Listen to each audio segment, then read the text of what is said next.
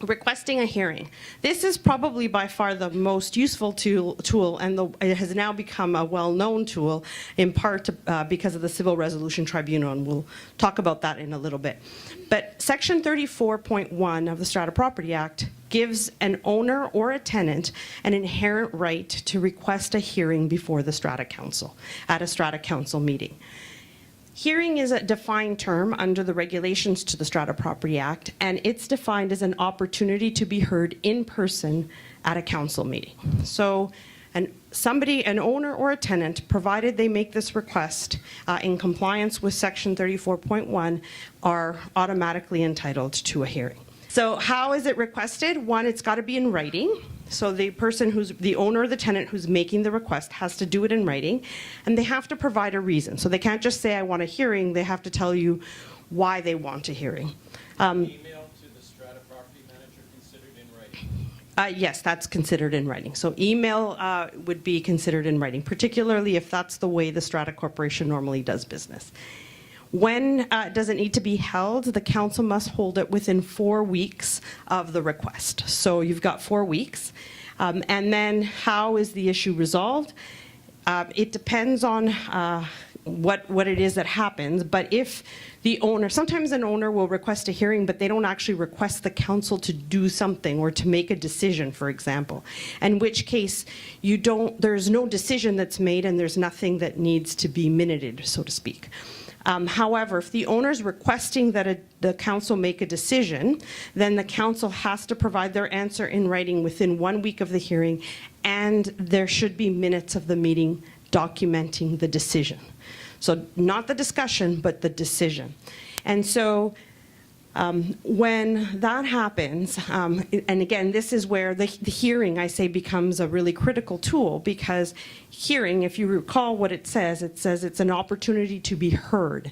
So the key point where I see successful hearings is where the council uses a lot of the tools that Brian was talking about to listen, right? To listen carefully and to gather information.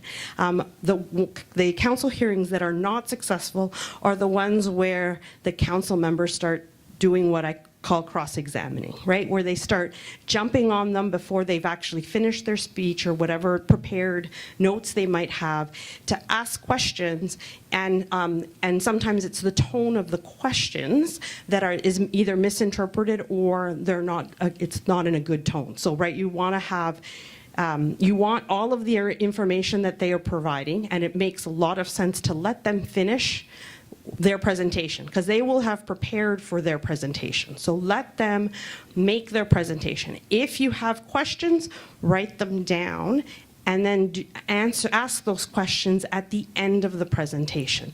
That makes the owner feel like they've been heard, and they may actually answer your question later on in the presentation, right? So then that way they don't feel like they are being sort of accused or already feeling like the council is against them before they even start. And you have to remember too, right, a strata council will be oftentimes the dynamic within that hearing space can also set a tone, right? So if you're all sort of in a panel of 7 and you've got the council member in front, it may very much feel like the council member is against the strata council at the front, right? Or if the council is on a raised platform and the owner is below, it also sends sort of that dynamic. So even with hearings, you may want to consider the kind of message, the layout of the room, and how that discussion is going to be held in terms of trying to come up with solutions. Go ahead. My question is, if the strata meetings are quarterly, Yes. It says 4 weeks. Mm-hmm. Is it okay like in the next strata meeting? So the question is the Strata Corporation has only quarterly meetings. Can they wait until the quarterly meeting? And the answer is no. The legislation stipulates 4 weeks. So you're going to have to call a council meeting that is just for the purpose of that hearing. And that is the only thing that needs to be on the agenda of the hearing. And then your minutes for that meeting are going to be really simple. It's going to be just the only business is going to be is the hearing. And if their decision was made, whether the decision was rendered, what decision was rendered. Yes. I'll go 1, 2, 3, front to back. Can a hearing be part of a regular council meeting? Can a hearing be part of a regular council meeting? Yes, a hearing can be part of a regular council meeting. The only issue is that if the hearing, and you'll have bylaws that provide for, the standard bylaws provide for this, and most strata corporations have not amended the standard bylaws in this respect. If the hearing deals with anything that is concerns the privacy or the private interests of the owner, you would excuse or remove everybody else from that portion of the council meeting. So that portion would be held without any other observers other than the council. So if you're doing, for example, any bylaw enforcement, so whether you're going to levy a fine, like if they're asked for a hearing because of a fine that you're going to levy, or they're asked for a hearing because they want a rental restriction, exemption under hardship, or if they want an accommodation under human rights, all those things that sort of have these private issues and privacy concerns, you would then either stop the meeting and ask people to leave for the portion of the meeting. And so usually what happens is council will have the hearing at the beginning or just before the council meeting officially starts, or at the very end.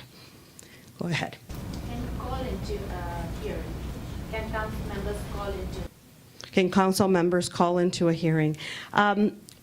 Technically, the legislation says that it has to be, they need to be heard in person. So if at all possible, you want to avoid having a situation where all the council members are there just electronically.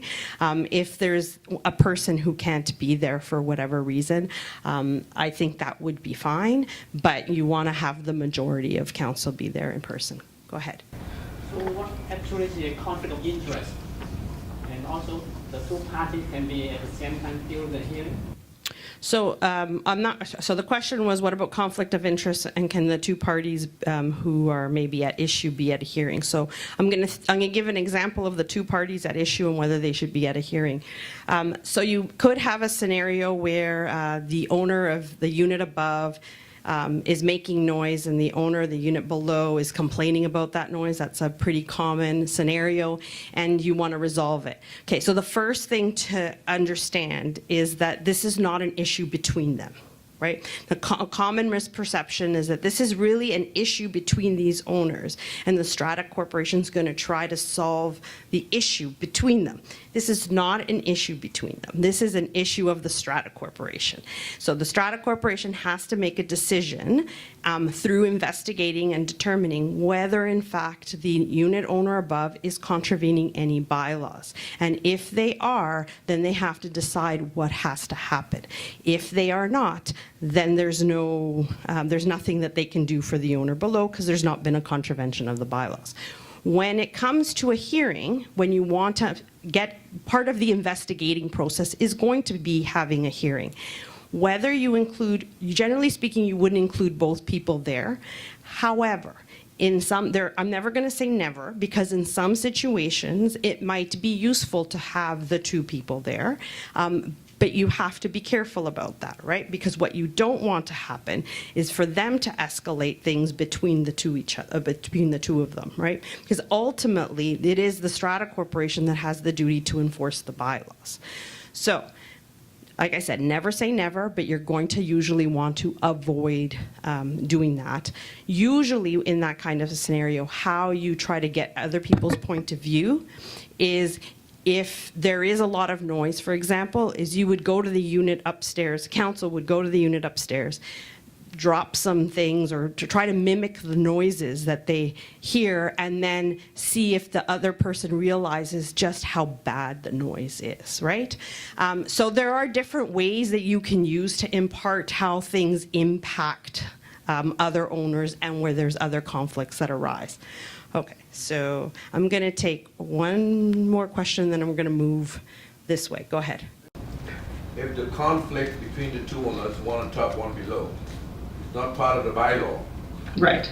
the strata still get involved in that? Can the strata still get involved in a conflict between the owner above and the owner below where there is no bylaw being contravened?